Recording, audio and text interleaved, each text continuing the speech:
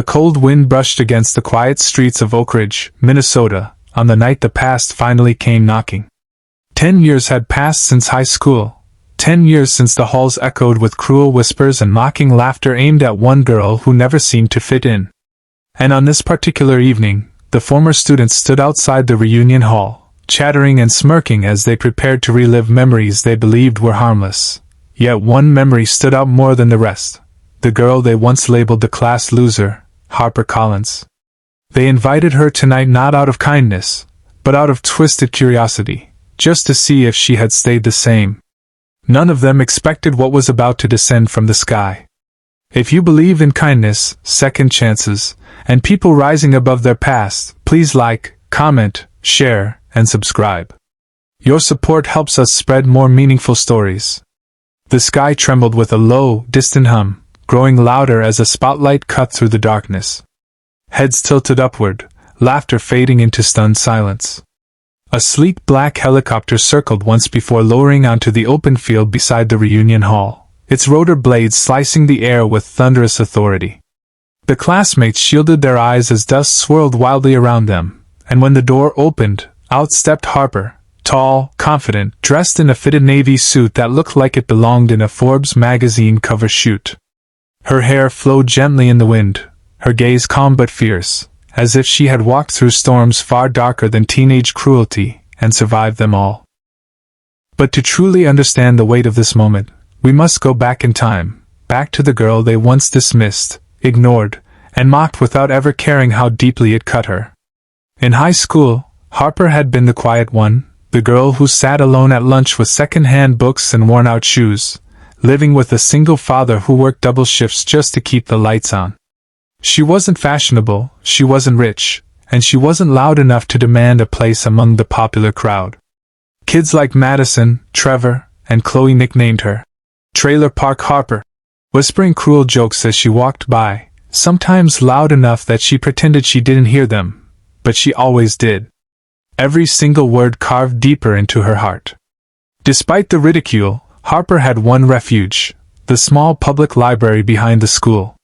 She spent hours there, dreaming of a life beyond poverty, beyond judgment, beyond the walls of a school where she felt imprisoned. She taught herself business basics from old textbooks, scribbling notes into a beat-up notebook she carried everywhere. She promised herself that one day she would build a life where no one could laugh at her ever again.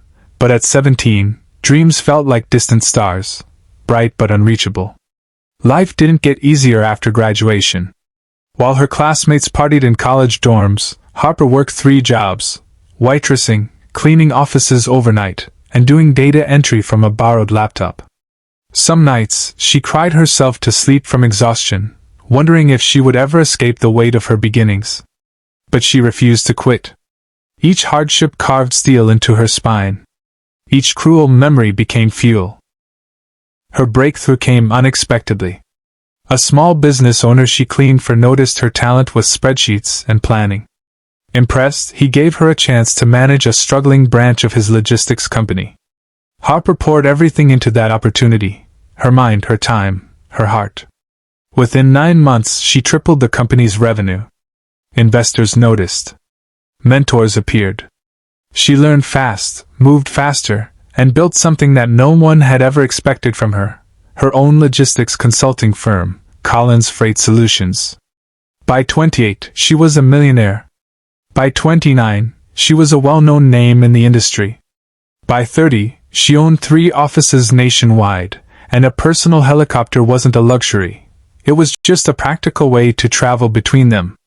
And yet, in all her success, she avoided the one place where her wounds still lived: her hometown. That changed when she opened the reunion invitation, a cruel joke disguised as nostalgia. She recognized the mocking, sarcastic tone instantly. They still saw her as that broken girl. But Harper wasn't going to hide. No, she was going to confront her past with grace, strength, and dignity. So there she stood now, in front of the classmates who once belittled her. The crowd stared at her as if she were a movie character stepping out of another world. Some gaped with envy, some with disbelief, and a few with shame. Harper walked calmly toward the entrance, her heels clicking like soft declarations of every step she'd taken to rise above them. Inside the hall, the glittering decorations and loud music felt like echoes of a life she had outgrown. People murmured around her, whispers turning into stunned recognition. Madison, the former queen bee, tried to offer a fake smile, but her voice trembled. Trevor's jaw hung half open as if he had forgotten how to speak. Even Chloe, always the confident one, fidgeted nervously with her drink. Harper greeted them with a polite nod, her expression unreadable, but her spirit no longer wounded. She didn't come to brag. She came to show herself that she was no longer defined by teenage cruelty. Throughout the evening, classmates approached her hesitantly, some trying to apologize, others trying to reconnect as if nothing had happened. Harper listened, not with bitterness, but with a calm understanding that life had taught her far more than they ever knew. She realized that their opinions no longer held power over her. She had outgrown the need for their validation. As the night drew to a close, Harper stepped outside for fresh air. The helicopter sat quietly under the moonlight, waiting like a symbol of everything she had achieved. A few classmates watched from the doorway, their faces softened with humility. Harper looked at the sky, feeling the weight of her journey, every struggle, every tear, every lonely night spent studying while others mocked her. She had survived. She had risen. And now she stood stronger than ever. If this story touched your heart, please like, comment, and share the video. Your engagement means the world and helps support meaningful storytelling. Before you go, please drop a comment about the moment in the story that moved you the most. Harper boarded the helicopter as the blades began to spin, lifting her slowly off the ground.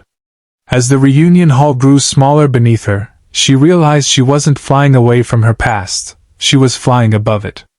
And somewhere deep inside, the lonely girl who once hid in the library finally smiled.